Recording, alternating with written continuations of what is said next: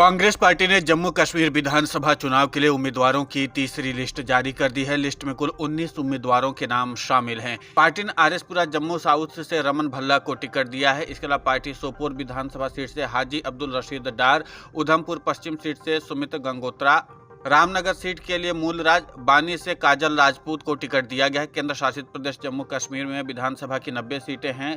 Congress national conference के साथ गठबंधन में चुनाव लड़ रही है। सीट शेयरिंग डील में नेशनल कॉन्फ्रेंस 51, कांग्रेस 32 और 2 सीटें अन्य को दी गई हैं, जबकि 5 सीटों पर फ्रेंडली फाइट होगा।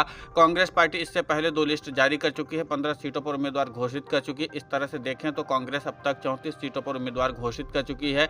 लंगेट से इरशाद अफगानी, सोपोर से हाजी अब्दुल रशीद डार, वागुरा क्रीरी से एडवोकेट इरफान हाफिज लोन, उधमपुर पश्चिम से सुमित्रा मंगोत्रा, रामनगर से मूलराज बानी से काजल राजपूत, बिलावर से डॉक्टर मनोहर लाल शर्मा, बसोही से चौधरी लाल सिंह, जसरोता से ठाकुर बलबीर सिंह, हीरानगर से राकेश चौधरी जाट, रामगढ़ से यशपाल कुंडल, बिशनशाह से नीरज कुंदन, आरएसपुरा से रमन भल्ला, बाहू से टीएस टोनी, जम्मू पूर्व से योगेश साहनी, नागरोटा से बलबीर सिंह, जम्मू पश्चिम से ठाकुर मनमोहन सिंह और माड़ से मूलाराम को पार्टी ने टिकट दिया है। चुनाव में कांग्रेस के साथ गठबंधन में शामिल नेशनल कॉन्फ्रेंस के उपाध्यक्ष उमर अब्दुल्ला ने पिछले दिनों कहा था कि 2 विधानसभा सीटों से चुनाव लड़ना कमजोरी की निशानी नहीं है, बल्कि उनकी पार्टी की ताकत को साबित करती है। अब्दुल्ला ने 2 सीटों गांधरबल और बड़गाम से नामांकन दाखिल किया है। नामांकन के बाद उन्होंने कहा कि मेरे साथी ये दिखाना चाहते थे कि नेशनल कॉन्फ्रेंस चुनाव कमजोर स्थिति में नहीं लड़ रही है, बल्कि मजबूत स्थिति में लड़ रही है। जम्मू कश्मीर में करीब 10 साल बाद विधानसभा चुनाव हो रहे हैं।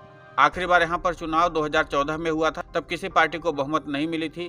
पीडीपी और बीजेपी ने मिलकर सरकार बनाई थी, हालांकि यह सरकार 5 साल पूरे नहीं कर पाई थी। इसके बाद 2019 में केंद्र सरकार ने जम्मू कश्मीर से अनुच्छेद 370 को हटा दिया था। तब से लेकर अभी तक राज्य में विधानसभा चुनाव नहीं हुए थे। केंद्र शासित प्रदेश में 3 चरणों में चुनाव होंगे। पहले चरण के लिए 18 सितंबर, दूसरे चरण के लिए 25 सितंबर और तीसरे और आखिरी चरण के लिए 1 अक्टूबर को चुनाव होंगे। वहीं हरियाणा विधानसभा चुनाव से पहले कांग्रेस पार्टी ने बीते दिन उम्मीदवारों की तीसरी लिस्ट जारी कर दी थी। इस लिस्ट में 9 प्रत्याशियों के नाम सामने आए थे। इसी के साथ कांग्रेस पार्टी 41 उम्मीदवारों के नाम की घोषणा कर चुकी है।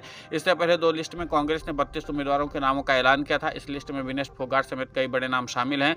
कांग्रेस की तीनों सीटों में 29% जाट, 22% एससी और 22% ओबीसी, 7% मुस्लिम, 7% ब्राह्मण और 9% से ज्यादा पंजाबी शामिल हैं। बता दें कि हरियाणा में विधानसभा की कुल 90 सीटें हैं। इनमें से 41 सीटों पर प्रत्याशी घोषित कर दिए गए, 49 सीटों पर अभी भी सस्पेंस बना हुआ है। गौरतलब है कि 1 अक्टूबर को विधानसभा चुनाव होने थे, मगर चुनाव आयोग ने मतदान की तारीख आगे बढ़ा दी। राज्य में अब 5 अक्टूबर को मतदान होंगे और इसके नतीजे 8 अक्टूबर को सामने आएंगे। Video desk amarujala.com। अगर आप ये वीडियो YouTube पर देख रहे हैं तो हमारे चैनल को सब्सक्राइब करें और बेल आइकन को दबाना ना भूलें। अगर आप Facebook पर ये वीडियो देख रहे हैं तो हमारे पेज को लाइक करें।